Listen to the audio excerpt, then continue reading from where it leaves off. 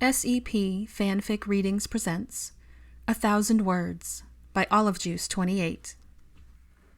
Chapter 62. Quiet Reflections. "What would you like to see?" Hermione asked her parents as they set off down the quiet corridor. "There's the greenhouses, the Black Lake, the Quidditch pitch." She started listing off possible destinations, but Jeanette interjected. "I would like to visit the library, since you seem to live in it based on your letters, especially in your earlier years."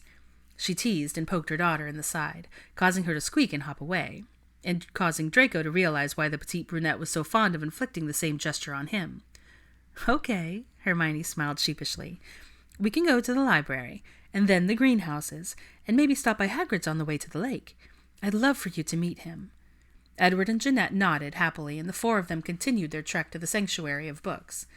As they entered the silent space, Madame Pince greeted them with a stiff nod of her head, her severe brows rising slightly as she was introduced to the visitors, and the barest hint of a smile twitching at the corner of her mouth as she welcomed them.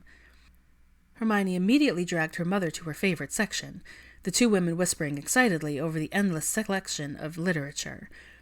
Left with her father, Draco gestured to their alcove towards the back of the library, where they sank into a couple of armchairs, knowing they'd probably be there a while. "Did you spend a great deal of time in here yourself?" Edward asked conversationally. "Yes, especially since I was so determined to beat the top student in our year." Draco smirked slightly, remembering all the nights he'd spent surrounded by textbooks and scrolls, trying to scratch out essays that would be just a bit longer and a little bit better than the curly-haired swat who used to drive him mad. She still did, just in a completely different way, but he wasn't about to share that with her father. Clearing his throat, he shifted in his seat and met a kind pair of brown eyes watching him with intent curiosity. "I'm sure this has all been rather overwhelming," he offered, giving the older man a chance to say whatever was on his mind. Edward nodded and sighed, but a small smile spread across his face as he leaned back in his chair. "It's rather odd, I'll admit, but now that our memories have been restored, it feels like they were never gone, and with everything Alcott showed us in the pensive, it even feels like the 2 years we lost have been filled in somewhat, if that makes any sense." Draco nodded and tilted his head in an invitation for Edward to continue. "I remember her telling us about this place, and it was hard to imagine, but seeing it in person is really something else."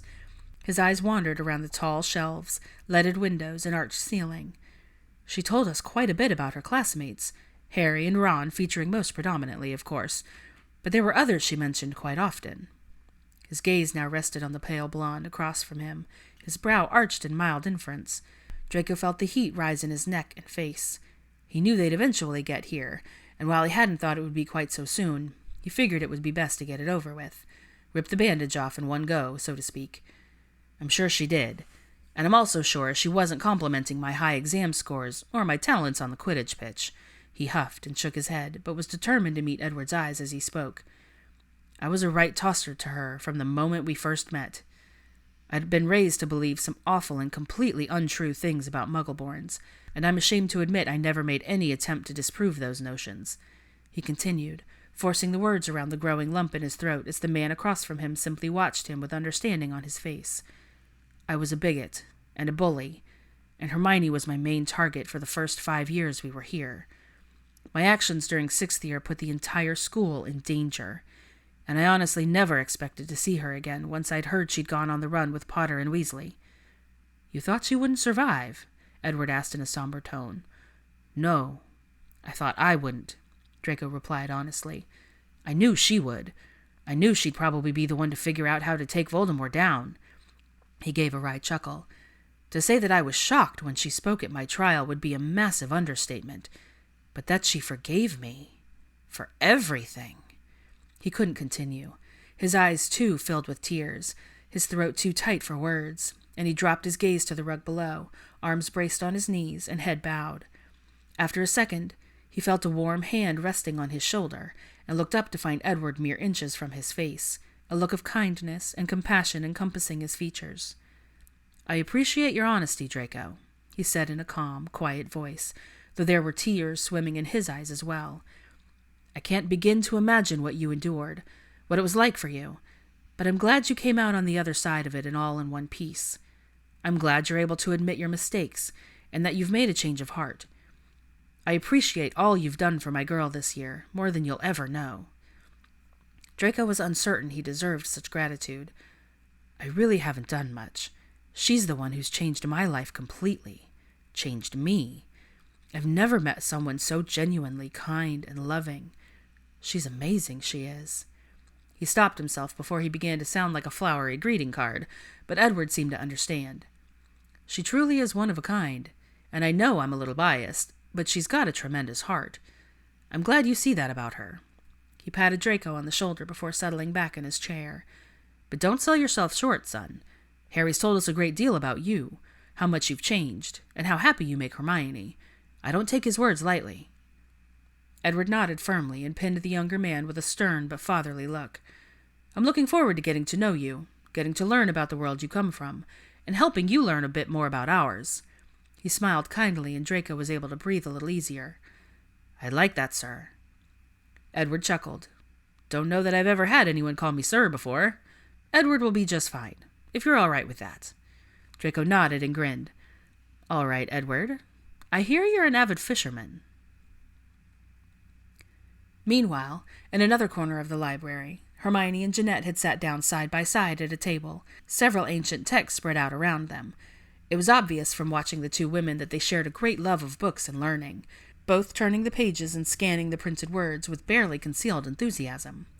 Hermione had just located a section in her favorite book about ancient runes that she wanted to show her mother, when she turned to find Jeanette watching her closely, no longer engaged in the leather-bound tome before her. "Mum?" Jeanette gave a wobbly smile as tears filled her eyes. "I'm just so happy to be here, with you." She clasped Hermione's hand in her own and gave a small squeeze. "It feels like no time has gone by at all, and yet I know it's really been 2 years since we last saw you." She took a deep breath to steady herself. "It all just seems still very surreal, even though we worked with Alcott for weeks before coming here. Months, really.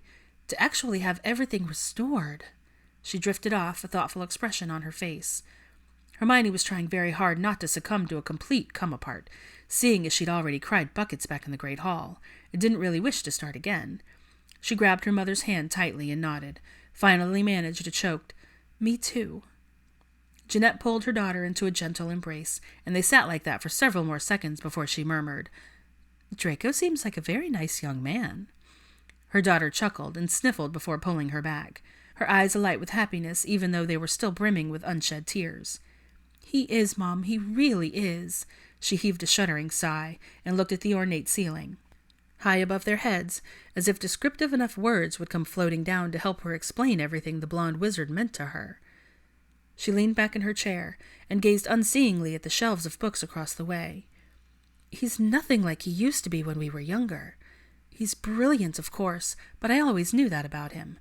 He's kind and generous, patient and compassionate.